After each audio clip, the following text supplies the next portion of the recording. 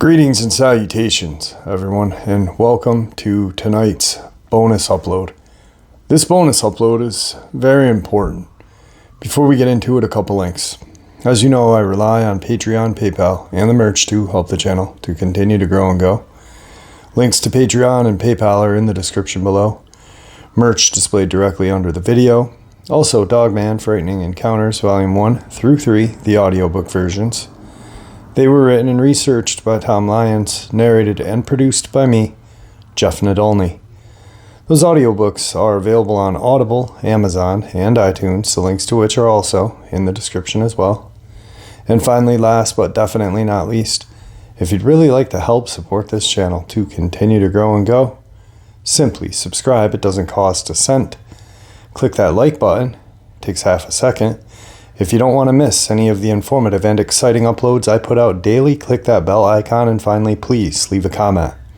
Why? Well, guys, all of these things, they really do help this channel to continue to grow and go, and they definitely matter. Now, everyone, I have taken far too much of your time. Let's get on with this really important bonus upload, shall we? Alright, guys, so as of recent, in Brant Lake / Horicon, New York, on Lily Pond Road / Lily Pond Trail, I have been chased down the mountain, or scared off the mountain, let's say. Also, I caught something that ran across the trail. About a year and a half ago, I stumbled upon a rock formation, 3 rocks stacked upon each other in the middle of the woods. I found some trees that were bent and leaning towards away from any other tree. Not a natural occurrence, not wind, not anything could have done this. You know, it's very strange. But that's also where Tom Messick disappeared, and that's why I'm drawn to it. A fellow researcher, David Politis, brought the missing 411 to the world's attention. I was well aware of this case because I'm from this area, that area. And when Tom Messick disappeared, it was ironically on my daughter's birthday, November 15th, 2015. So I've been aware of it, but then when I became obsessed was after I looked at some of David Politis' work, and he paved the way for me to do what you guys are going to see now. This is my research into the Tom Messick case, interviews with different members of the community up there, and it's very interesting. As many of you know, the FBI showed up when there was no reason for it, and then they left. It's a very strange case. So here are these interviews. Here are some on-scene locations. This is my kind of memorial to Tom Messick. November 15th, 2015. An 82-year-old man from Troy, New York, Tom Messick, traveled north on the Adirondack Northway to exit 25, Horicon, New York, to go to Lily Pond Road and hunt with family and friends. He was never heard from again, never seen from again, and no trace of him was ever found. Not an article of clothing, not his rifle, not his walkie, nothing. The mystery of Tom Messick. On November 15th, 2015, Thomas Messick Sr., age 82, an ex-paratrooper walked into the woods south of Brant Lake in New York State to hunt for deer and was never seen again. No sign of him or his belongings ever turned up, including a rifle and his walkie-talkie. Despite a large search of the area, unusually the FBI was even involved in the investigation. This is a strange and puzzling hunting disappearance. The trip to Lake George Wild Forest. Tom lived in the city of Troy in New York State and was out that Sunday with a group of 6 friends and family who were hunting near Lily Pond in the area of the state land that is part of Lake George's Wild Forest. The older members of the group, 4 of them, were watchers in a static position sat on a log or similar comfortable spot, and were in a near vertical line, while the younger hunters used the path around the lake to drive the deer to the watchers as part of the drive. Since the mid-1880s, Brant Lake has been a popular fishing and hunting area among the wealthy, including visitors. Theodore Roosevelt. Brant Lake Camp was incorporated by R.B. Gerzanzang, J.E. Eberly, and John Malloy in 1917. After 55 years of hunting with longtime friends, also senior men, at the Messick hunting camp in Hague, they decided to try this area for the first time. Tom was supposed to stay in one spot as the members of the group walked through the woods to push deer towards him. But when they arrived at the location where he was supposed to be, he was gone without a trace of him and his belongings. No sign of any deer were found that day. He was wearing duck boots, camouflage pants, a coat, gloves, and a red and black check hat that he had worn for many years. He carried a rifle and his walkie-talkie. Just who is Tom Messick? Tom Messick served in the United States Army as a paratrooper with the 82nd Airborne Division, Death from Above, and he was 5'10", weighed approximately 160 pounds. An experienced hunter, woodsman, taught hunting and survival training for many years. He had a history of heart problems and lost an eye in an accident with an explosive device in his early 20s. So he had poor vision and limited hearing, as well as 159 stitches in his hand. He had also just gotten over a case of shingles and nearly decided not to go on the annual hunting trip. The Tom Messick disappearance and the search. He was the last seen at 10 a.m., and when Messick didn't show up at their agreed-upon time, his friends called the forest rangers and they searched from 4:30 p.m. It got dark around 7, and at that point, half the group stayed and fired their rifles and honked their car horns to attract Tom to the area. The rest of the men left the scene and reported him missing to the family and authorities. The day after Tom had disappeared on November 16th, the search started with 13 trained SAR professionals from the Park Service. It was a well-organized search from the start. A huge search over several weeks involved more than 300 professionals and volunteers on some days. Assisted by dogs, divers, several helicopters found no clues, including no sign of his rifle or walkie-talkie. More than a 4-square-mile grid was searched, with a larger area being searched by air with the aid of a helicopter and the State Police Aviation Unit. More than 15 agencies were involved, including DEC Forest Rangers, DEC Police Canine Unit, DEC Police Officers, the FBI Quick Response Team, a State Police Special Operations Response Team, the Warren County Sheriff's Office Tactical Team, volunteers from the New York State Federation of Search and Rescue Teams. The weather was poor with heavy rain, but sniffer dogs were deployed before the worst of the rain arrived. Searchers walked through the woods, no matter how thick they were, including the swamps, and checked nearby roads, but there was absolutely nothing. Areas were tied off with string to box off specific areas to allow a detailed search of every grid zone. It was described as a spider web of string through the forest. This is what retired Undersheriff Sean Lemry spoke of with the bump lines. Given his age, searchers were baffled as how could he have gotten so far from his original location.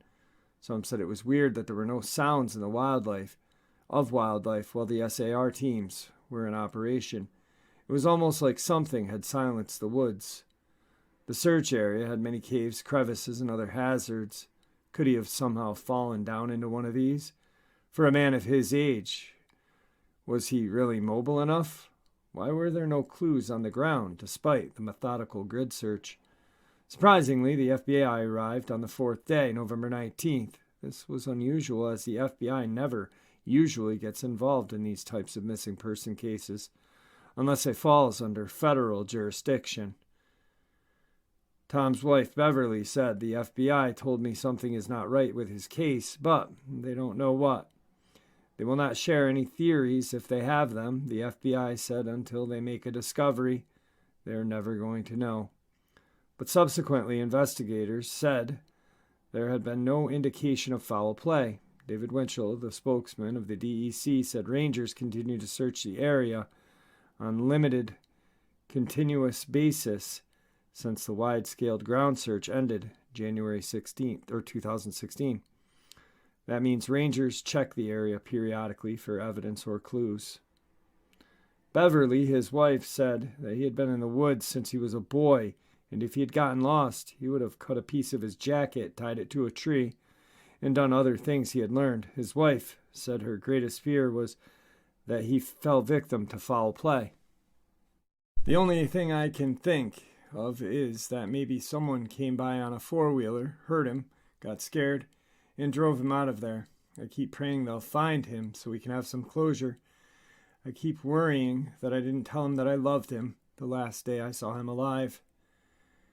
In the summer of 2018, state police used sniffer dogs trained to detect cadavers to go through portions of the woods and fields near where Messick disappeared. State police investigator John Diet said no clues were found, but the police investigation is ongoing. In the 2019 movie Missing 411 Hunted by David Paulides, one of the hunting group was interviewed. "I heard strange noises in the woods, but I don't know what it was, just a different noise from what I'd usually hear." "You know?" Paulides, "Like what?" "It'd be hard to explain but it was different. Something different that I'd never heard before in the woods. I just can't say what it was." "How long in duration was it? Was it 2 or 3 seconds?" "No. It's just whatever it is, you know." "How far away was it?" "I'd say 150 yards, something like that." "Was it toward Tom or away from Tom?" "This was up towards the hill. The top of the hill, yeah." "Did you tell the police this?" "Yes, I told them that, but they just passed it off. Tom's disappearance is yet another really strange case. Tom just vanished off the face of the planet. He was old, but inexperienced backwoodsman. A tough guy, an ex-paratrooper, and not one to wander off into the woods when on a hunt. He had a rifle and a walkie-talkie, and no sign of them had been found, despite the massive search of the area, including all inaccessible parts, including water and caves. So big a search that locals thought someone important like a politician was involved. Sniffer dogs, nor FLIR-equipped helicopters were able to find a trace of him. Was he snatched from the Lake George wild forest by a serial killer or something else? Why was the FBI involved in this case? The investigation into Tom Messick's disappearance is still classified as an active missing persons case by authorities. This next part is some statements from an Adirondack forum that we have up here. December 27th, 2015. A lady came into the staging center, claimed she knew there were space aliens in the area and that she could help find Mr. Messick. I believe she was politely shown the door. I actually asked a ranger I was with about how often psychics offer their services, because I'd heard of that happening in other cases. Occasionally, the family will hire one for a small fee, of course, not to be paid by the DEC or SAR operations, as the family and the time became more desperate. But they wouldn't be allowed to interfere with official operations being carried out.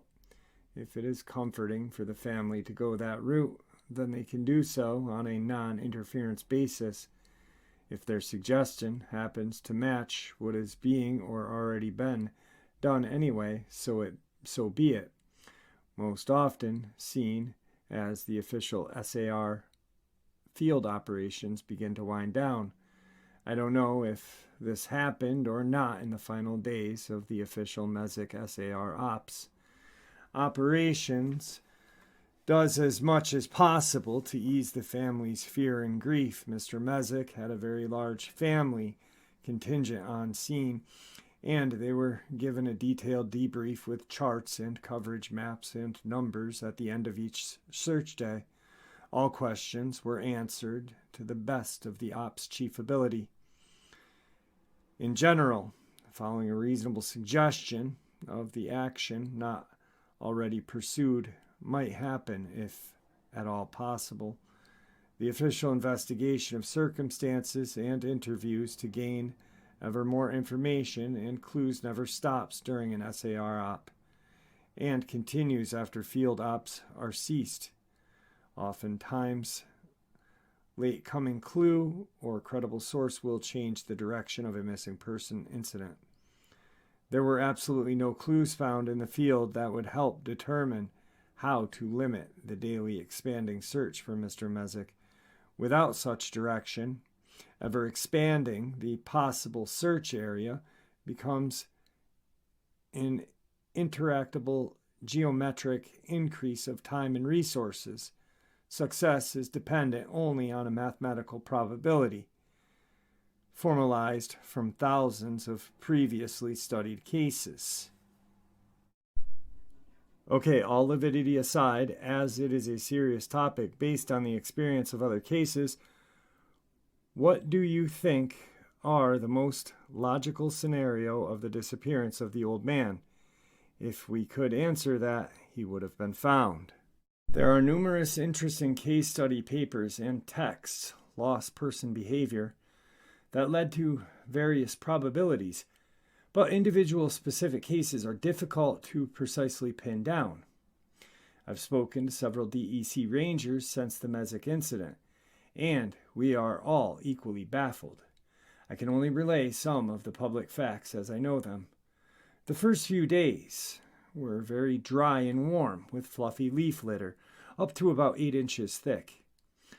Rain later matted down the thick layers of leaves. Any clues dropped early could have easily been buried. Footprints would not be easily to spot without a lucky sandy or dirt patch. He was wearing camo clothing, top and bottom, even though warm during the day. It got down to 20 degrees those first couple of nights, 40s or so at night thereafter. I asked a searcher who was wearing camo to curl up on the ground next to a log. He virtually disappeared from sight, especially if you were only casually glancing in his direction. The woods are thick with many deadfall logs and root balls that could be used as shelter if need be. Mr. Messick was said to be an experienced woodsman and an outdoor trainer himself in the early years. Each deadfall requires a visual scan underneath on all sides. The extensive cedar and spruce swamps are thick and damp, with almost continuous overlapping downed trees and root balls. Not at all inviting for travel, but were searched extensively anyway. There are sheer cliffs with large, jagged boulders stacked for some distance out from the bottom, with plenty of holes to crawl or fall into. Searched as much as possible. There are multiple old overgrown logs and faint ghost trails throughout the area. These in their immediate vicinity were searched in a linear fashion for any possible clue out to a distance well outside the prime search area. All segmented areas within the most probable 1.5 mile radius from last known place. Were tight grid searched as thoroughly as possible, with the most probable areas checked multiple times, running 90 degrees to the previous grid if after a grid search the probability of detection, or POD, was for whatever reason low and the probability of being in the area, POA, high. The area was searched again multiple times. Lakes, ponds, shorelines, open marshes were searched multiple times, first by helicopters, then by foot, then by divers. FLIR were flown by helicopter throughout the search area, but not for the first couple of days. Negative results in all cases. However, there were hundreds of searchers participating throughout the period, both trained and untrained. Very large grid search crews are difficult for crew bosses to manage and guarantee a high POD, especially if individuals are inexperienced or out of shape. I had as many as 19 searchers at once to manage, sharing the load with one other ranger. When solo, I had as many as 11 in a line crew. A line of 5 or 6 line searchers would be most ideal, but that was not what happened. It takes only a couple of seconds for an inattentive line searcher to miss an important clue, especially in thick undergrowth or leaf litter. Mathematical probability models were used to update daily planning and operation search assignments, or the Bayesian search theory. This is a proven process and makes use of numerous case-specific situation analysis, whether or not specific clues are found. Daily negative or positive clue and other investigative results will modify crew assignments for the next day. As more and more negative results are found, further analysis of rest of world, or ROW, potential scenarios are explained. There are only 2 possibilities. Either we missed him within the search area, or any number of reasons, or he is in rest of world. Aliens, who knows? Continuing land grid search techniques without further limiting information to feed the models quickly become impractical or impossible. It is up to the findings of the professional investigators to determine scenarios and any continuing actions to take beyond. It is not appropriate here for me to speculate beyond this. So that first part where I said 12/27/15 was the question.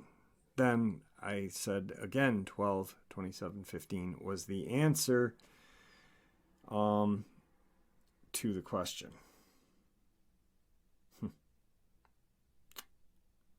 This is a baffling case. So on November 15th, 2015, Tom Messick, family and friends, traveled north on the Adirondack Northway, heading from Troy, New York to Horicon, New York, exit 25. I am on the Adirondack Northway right now. I am just past exit 24. So I will be coming up to Horicon very soon. It's a beautiful day in upstate New York. I couldn't ask for a better day to drive this trip. It's absolutely gorgeous. So we are now in Horicon, New York. This fire station is where the base of the operation was for the search for Tom Messick. This is where the Warren County Sheriff met, state police, SAR agents, and forest rangers, New York Rangers. This is where it all transpired. This right here is Brant Lake. Very beautiful area, Adirondacks.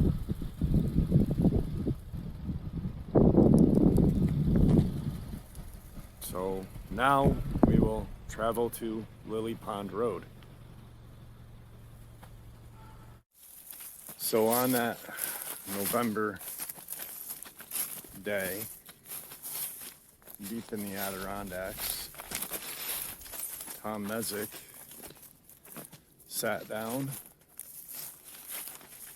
in a location, I don't know where, somewhere in this vicinity.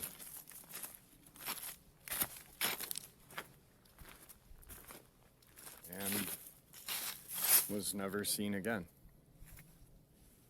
Okay, so now I am deep in the woods in the Adirondacks.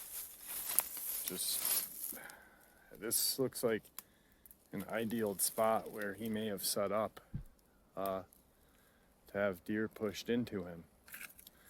I'm gonna try something different. I brought a voice recorder and nobody's thought of that. So I figured, hey, let's see how that goes. I've heard some movement out here. I hope it's not a hunter. That'd suck. So yeah, let's try this.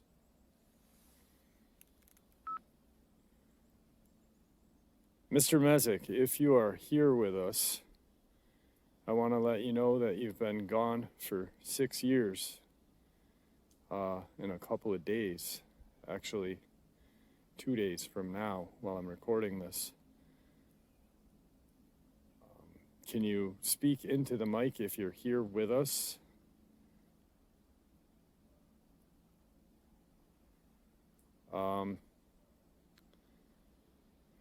What happened?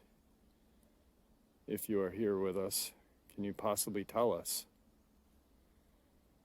Were you attacked by a wild animal? A creature that you don't know? Human being?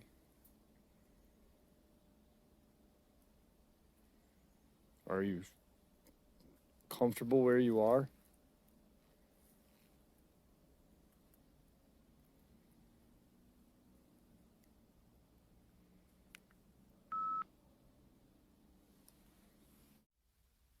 So now that I'm back to my car and I had ticks all over my leg, little nasty ticks.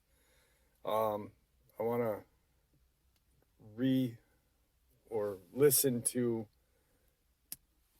this footage or audio file that we got. So I don't know how great this will sound, but here goes.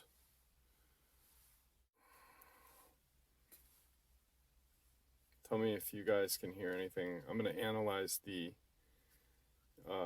recording later as well. Let's turn it up.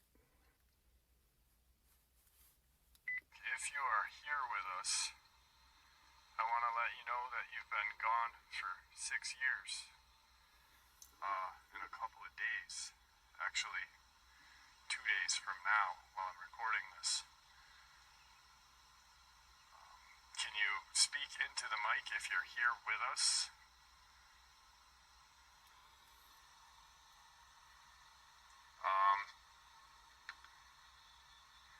What happened? If you are here with us, can you possibly tell us? Were you attacked by a wild animal? A creature that you don't know? A human being?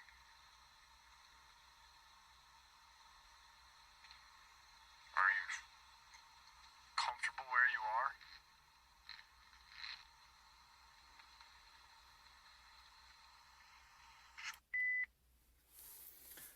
Like I said, I didn't expect it to work. I just know people haven't thought of it. And I've seen it work in haunted house or whatever places.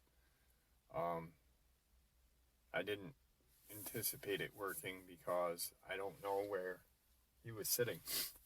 And miles and miles of woods out here. I did see a couple of, I might have picked it up on camera, a couple of marked off bump line things. I don't know. I know that I was creeped out being out there. I was definitely not comfortable.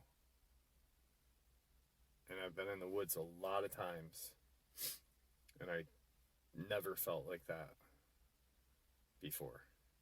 It was just a very eerie, unwanted feeling, I guess, is what I can say.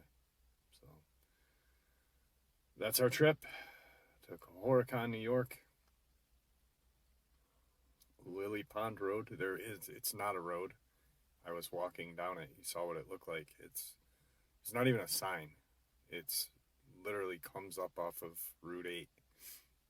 And it's just this little dirt road. But I tried. I don't know. Maybe I'll get something on the audio file when I plug it into my computer and see.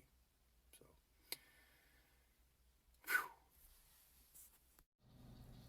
all right, guys. So I am in the Brant Lake Horicon region and traveling up to Lily Pond Road to check the region where Tom Messick disappeared. I was pretty thirsty, stopped at a little local store and grabbed a soda and ended up talking to a woman who we'll call N, and she shared a terrifying little experience she had with her family on Lily Pond Road. So right now I'm going to hand the mic over to N. We were hiking with our 3 children, and we saw a man coming towards, not towards us, but walking through, and he was wearing what appeared to be like a trench coat, all black, and he was pasty white, powdery white hair and face, but it didn't even seem like he was running, more of like a gliding kind of by us. He looked towards us, but just continued to go. It was very eerie feeling. And that was before the disappearance of Tom Messick? Yes, it was. Okay. All right. Thank you so much. All right. I have a local resident from the Horicon and Brant Lake region who was kind of involved in a little bit of the action down when Tom Messick disappeared. I'm going to refer to her as SN. How are you today? Great. Thank you for agreeing to answer some questions. I appreciate it. Now, you were involved in the search. You were involved in some stuff after or during the search, helping feed the people and stuff like that. How was the kind of the atmosphere of people before, going into it and at the end of the day, coming out when... Well, nothing like this has ever happened in this area that I know about. So everybody was very willing to help. Everybody from town, locals, and everybody wanted to help, which was a little bit of a concern because people didn't want, our locals just going in rummaging around in the woods to possibly get lost themselves. So we tried to include the locals to help by bringing food and things like that to the firehouse where we were. That was the command post, I guess. And every morning, all the searchers would come in and kind of organize themselves, and they'd have a little briefing thing about what they were trying to do that day and update people on how many searchers were there the day before in the area that they covered. So the locals helped, like I said, more by trying to bring food to the firehouse. We tried to keep them, again, out of the woods. So we encouraged them to help by just helping us feed them and things like that. Right. Just feed the workers and stuff like that, the people involved.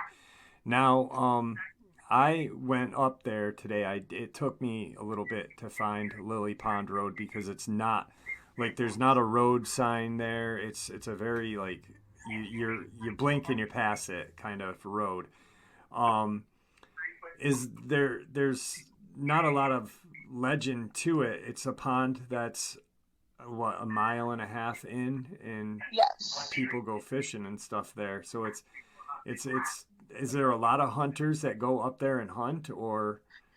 I believe so. So Lily Pond is located about a mile and a half off of Route 8, which is the main road. And obviously there's no boating or anything like that on it. So it is a very beautiful area where a lot of people do like to go just because it is so much off the beaten path. There's a road that you can drive on to get closer most of the year, but it is closed off in the wintertime and stuff like that. And since it is so secluded, people do love to go there.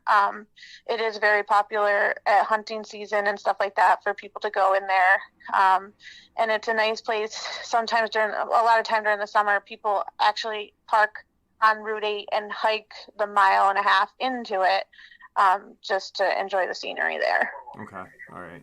So, like you said, this is something that and for a lot of people don't know, because my channel, people listen to it from all over the country and a couple of people worldwide. Brant Lake in the town of Horicon it's a very, very small town. So for something like this to happen, it pretty much stirred your community up. Oh, for sure. Brant Lake, I mean, there's no traffic lights. There's 4 churches in the town. There's no bars in the town. I mean, it is a very, very close-knit small town. So for something like this to happen, that's just so bizarre. I mean, no trace of this guy. Definitely, it brought everybody together, and everybody was willing to help, and definitely brought a lot of questions. How did this happen? And everybody definitely wanted to help and was scratching their head at what was going on in our small little town. Right. Now, as strange as this is going to sound, some of the theories that I've heard were, and I have some of my own, but some people think that someone may have killed him and abducted the body. I mean, there's other people that say he had just gotten lost and maybe fell in a crevice or a cave or whatnot. So I've heard other people talk in regards to a metallic sound that they heard during the hunt. And what were some of the theories that you guys, being helping out the searchers, heard? Well, like I said, I was at the firehouse the whole time, and the wife and the hunters that were with him were in the back room at the firehouse. So we always tried to keep it judgment-free, right. Upbeat and positive. We listened to their stories and listened to different, history and things like that they were sharing and telling with us. And we heard every single scenario. Somebody took them. Somebody wanted the insurance money. We heard every single story outside of the room where they were. But I personally have no opinion. Right. I don't know if I don't have any opinion about it. I mean, he was a survivalist teacher. Yep. I don't know if he found a cave. He had a lot of health issues. He took, I think it was 13 different pills. This is 6 years ago. So remembering small details is, right. But he took several different medications. I don't know if he went into a cave to keep warm and passed away of natural causes. I don't know if a bear got him. I mean, he had a rifle, so nothing was found, not a shred of clothing or anything like that. So between his survival skills, his health issues, the family history, everybody has a theory, and we did hear every single theory. I know that different agencies were looking into their finances and things like that to see if there was a reason to get rid of him for insurance money. The gentlemen that he was hunting with were elderly as well. Okay. They didn't, react quickly or efficiently to his missing. So right. They, waited a while before they reported him missing. I don't know if they thought he was just going to come back to camp. it could be anything. Yeah, no, I agree. I've heard he was in Cancun on a vacation. He just ran away from town. So it could, I don't know. You're right. Everybody had a different theory. What, I know it's been 6 years, so this is probably going to be hard to remember.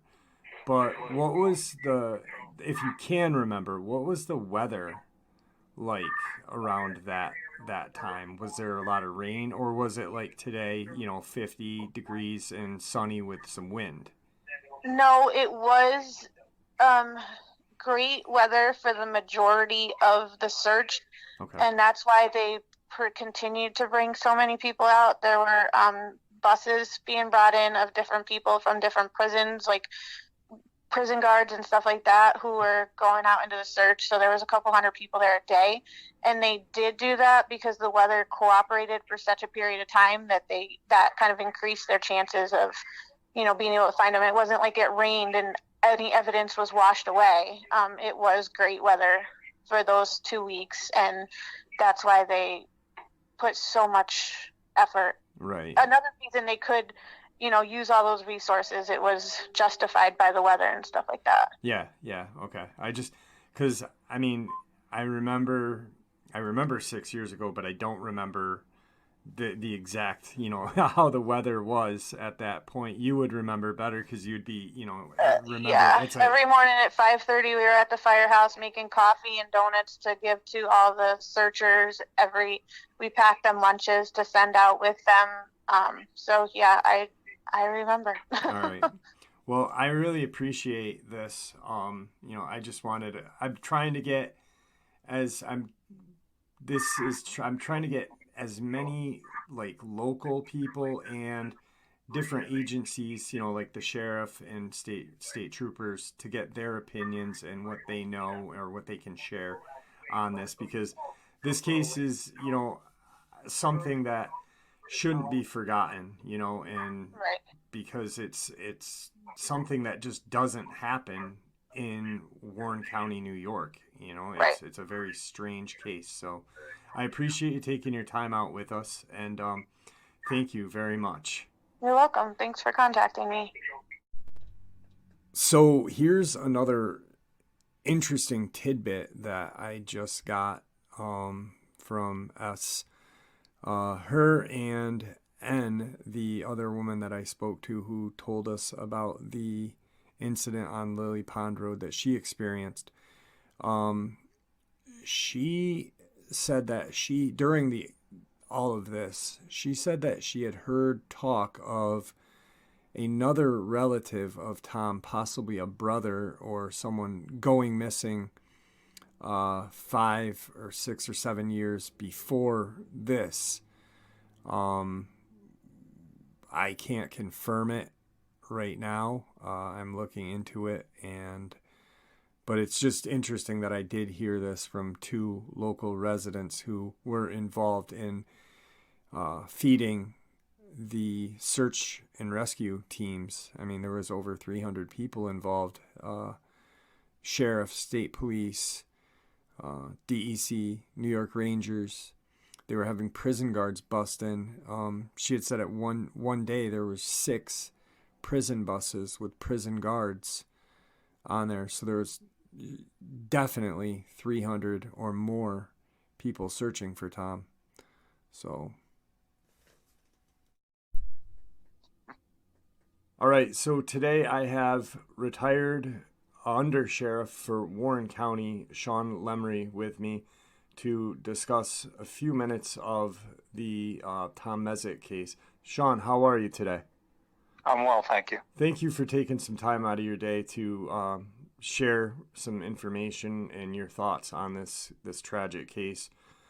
We're coming up on 6 years of this mystery. When you first were notified about the missing hunter, was it day one, or how far into the search was it? I believe our agency was notified on day 1, and we had some officers go up to assist. I believe it was a day or 2 later when we became much more involved with sending larger teams of people up to assist with the search for Tom Messick. Okay. Now, I mean, being from this area, I've looked at the pictures of the Warren County Sheriff's search and rescue team that was involved. And, you know, it's not just, these guys look like hardcore guys. So it's not just like regular office people. These guys were really knew the area, it seemed. You guys were assisted by other SAR agents there and state police. So there was roughly, 300 different people from different agencies involved, correct? I believe there was somewhere around 300. It could have even been more. The other agencies brought in people as they saw fit to assist with the search for Tom Messick. Right. Now, there's not... The crazy thing about this is not a normal thing to happen in our area. People do go missing, but they're usually found. Whether dead or alive, they're usually found, especially within 6 years. There's been no article of any clothing or anything found of him, right?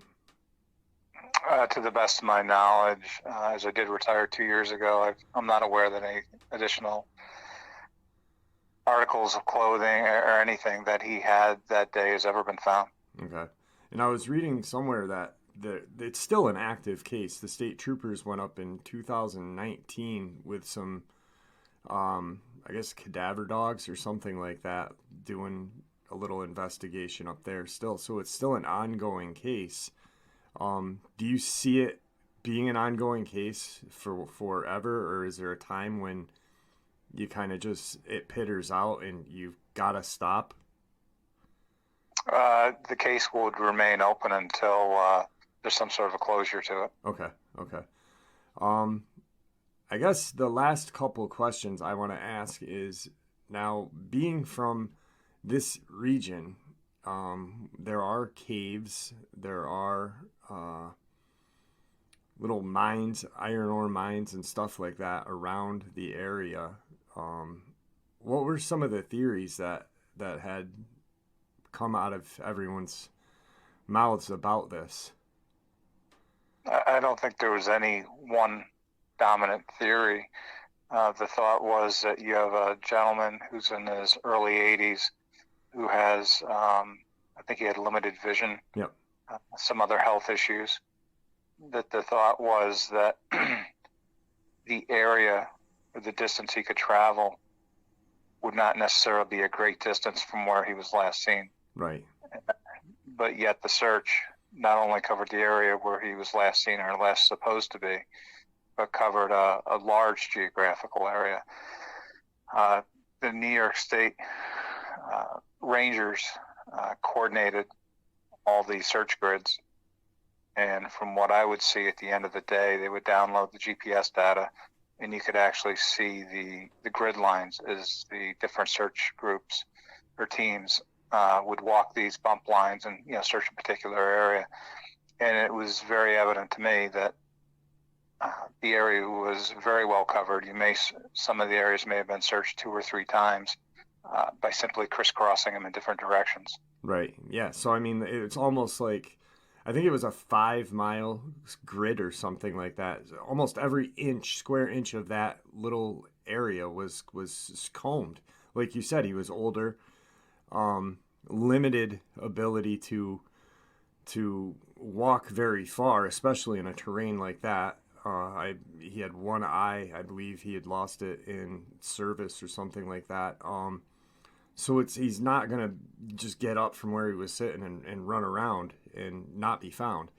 The crazy thing to me is he was one of the older guys, and the younger guys were kind of pushing the deer towards the older guys. They weren't that far from each other. I guess they were sat like 100 yards apart.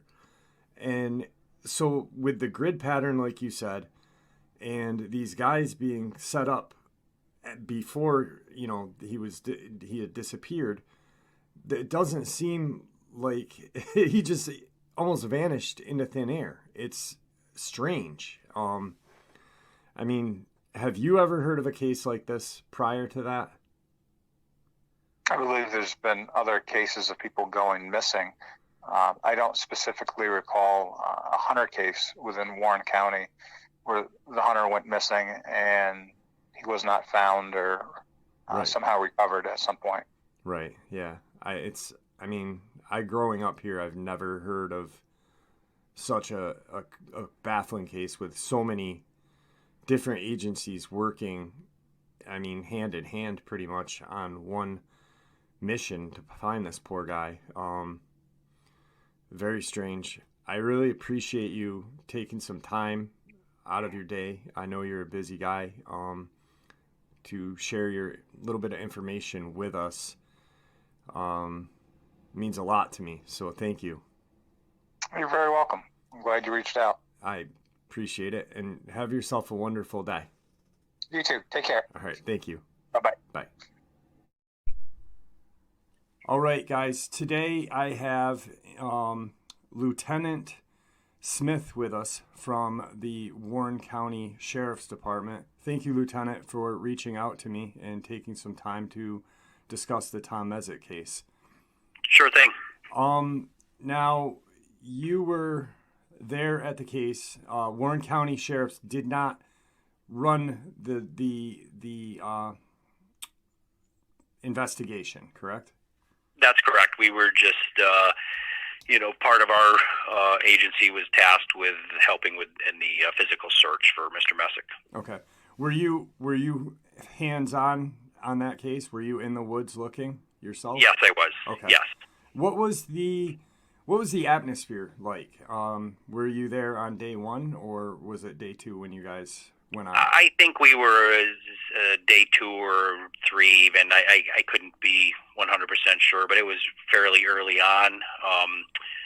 There were a great number of searchers, anywhere from our agency to state DC to Department of Corrections, volunteers in the community, fire department members. There were hundreds of searchers that would meet each morning at the firehouse in Horicon and coordinate with the team leader, who was a forest ranger for each group that performed the search. And from there, we would go up into the Lily Pond area and search our assigned areas.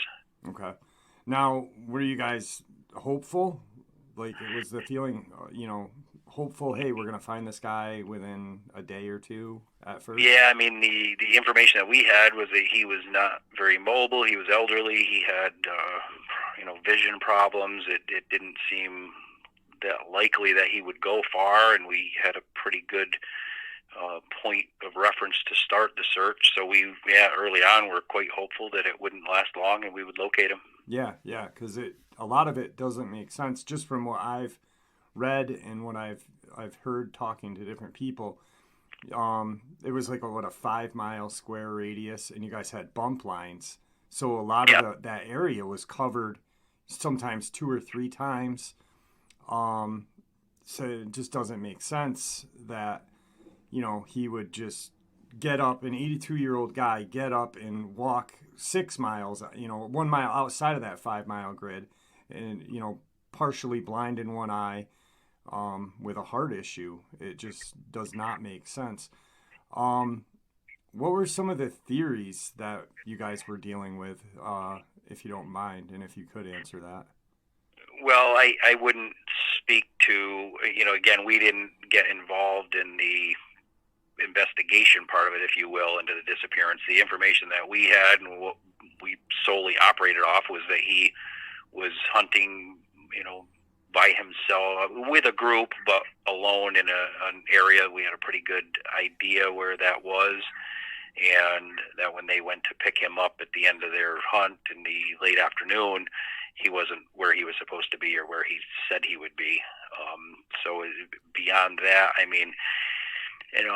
we've heard that people can do strange things when they're lost or injured, and from burying themselves in a pile of brush or under leaves to walking across paved highways. People do crazy things, so who knows?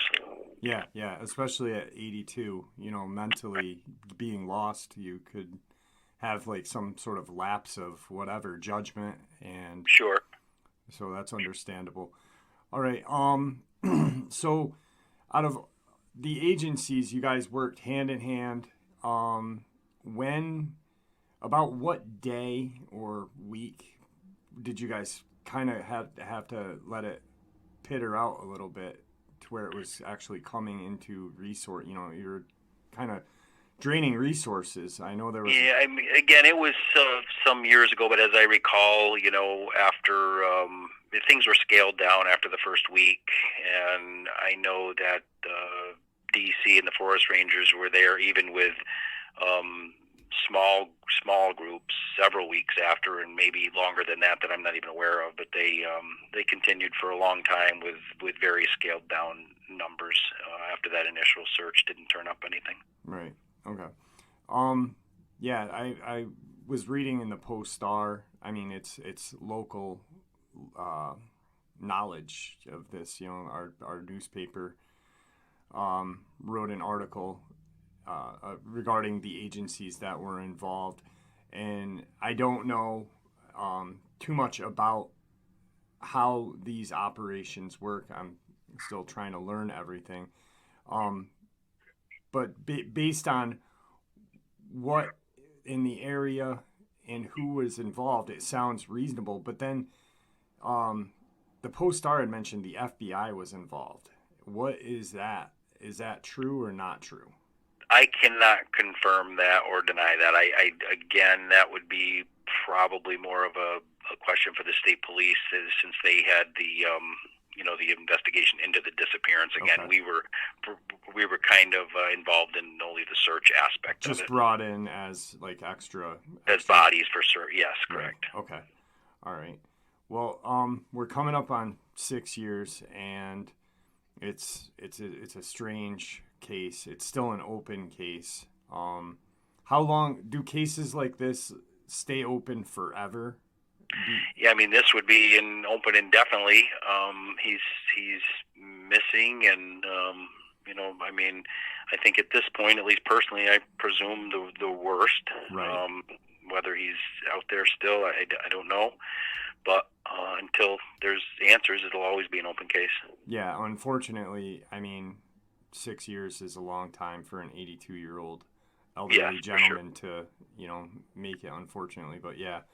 Sure. All right. Well, I appreciate this. Do me a favor, please don't hang up. There's a couple questions I'd like to ask just after Okay. I end the interview. So I appreciate you taking your time out of your day. I know you're super busy with everything, and I just appreciate everything you guys do for our community. Oh, I appreciate it. Thank you. All right. Thank you. Yep. And with that, my theories.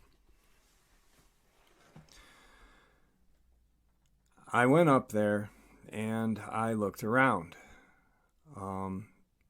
It's a beautiful, quaint town. The first place where I caught my first fish as a kid on Brant Lake. Now, when I was on my way to Lily Pond Road, I had my GPS on and I'm traveling, and it says 1/8 of a mile on your right, Lily Pond Road. Boo-doo-doo-doo. Lily Pond Road is on your right. And I look, and there's no road. It's just a dirt road going into the woods. There's no sign. There's nothing.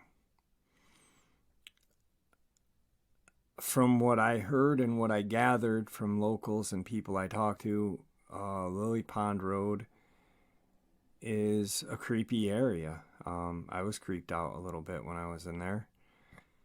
And, there's a lot of lore up north anyway about Sasquatch and unidentified flying objects and stuff like that.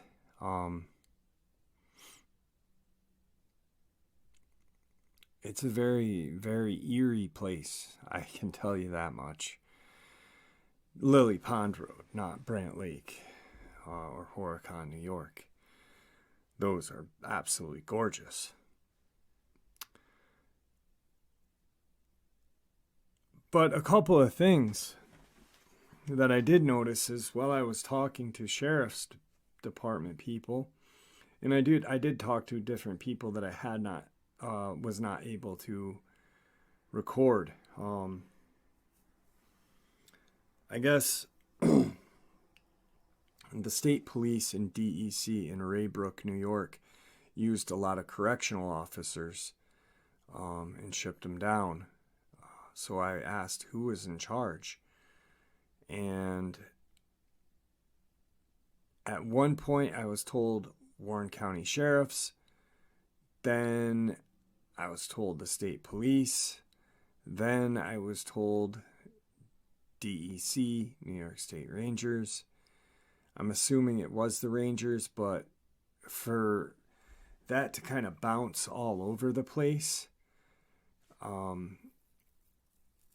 with no definitive answer of who was in charge,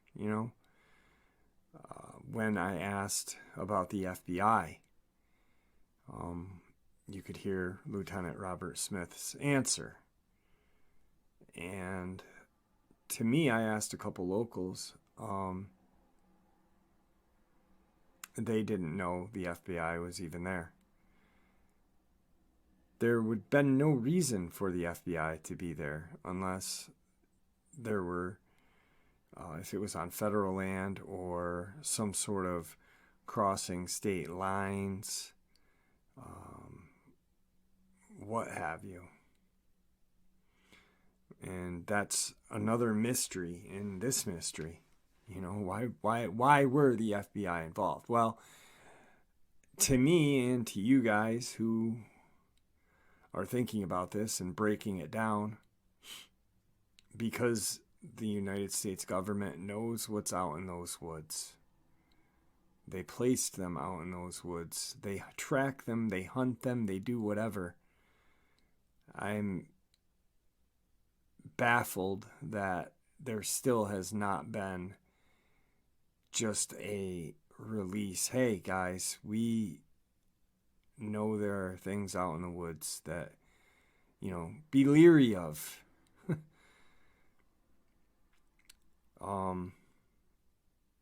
This case is just baffling to me. And I really, really wanted to get more answers than I got, but it was almost like when I talked to the people in charge or people participating that I got the runaround,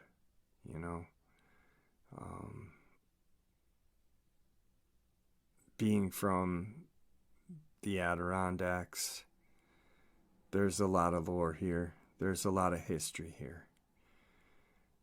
For those of you who don't know, Last of the Mohegans happened in Lake George, New York. It was written by James Fenimore Cooper, who wrote it in Glens Falls, New York, where I live. And very historic area, but a lot of mysteries. Well, folks, that was my, first research video, besides the videos that I make when I narrate or interview people. But, when I really wanted to get a lot of information, and I feel like I did. I'm not going to give up on this case. I think that quite possibly we may be able to find something that was dropped by Tom. Whether it be a hat, a glove, a shell, his rifle, a walkie-talkie, who knows, something, a shoe. I just know something's out there. I also know that something something real is out there as well, a creature. I know there's something out there as well. I don't know if it's a Dogman. I don't know if it's a Bigfoot. I don't know if it's coming out of a portal, but I know that it's powerful, and I know that I have a really strong feeling that whatever I've run into the last couple of times I've been up there is what took Tom Messick away from his family. I intend on going back up there within the next couple of days, maybe a week, and I want to find that location where the tree blasted apart and see if I can get kind of any remnants from the area. I don't know. It's a very strange area, and watching the videos is not, I'm sure it's chilling and eerie, but when you're there, it's so much worse. But it is also comforting too. I don't know. It's weird. But anyway, guys, thank you for supporting this channel. Thank you for supporting everything that I'm doing. It's important to me, and it's important that I continue to look into this case. These animal attacks, and I did an air quote when I said animal, like Amber Miller, Tony Aarons, Christopher Whiteley, Brenda Hamilton, Dr. Nancy Shaw, I could keep going, that I've investigated are very important to me as well. And so isn't the Tom Messick case. So these two cases, I think these two bits of research that I really feel compelled to do, I think I might have found my life's calling. And that probably sounds stupid, but it's how I feel. So anyway, guys, stay safe, happy, healthy. Be vigilant while in the woods. Keep an eye on your family members, your children, your pets. These things are real. They are out there. And, if, God forbid, a child is to, just get that little bit away from you and you never find them again. These things are real. So please keep an eye on your children as well. And yourself and your spouse and everything else, but your children and your pets. I think those are the more likely victims. So, God bless everyone.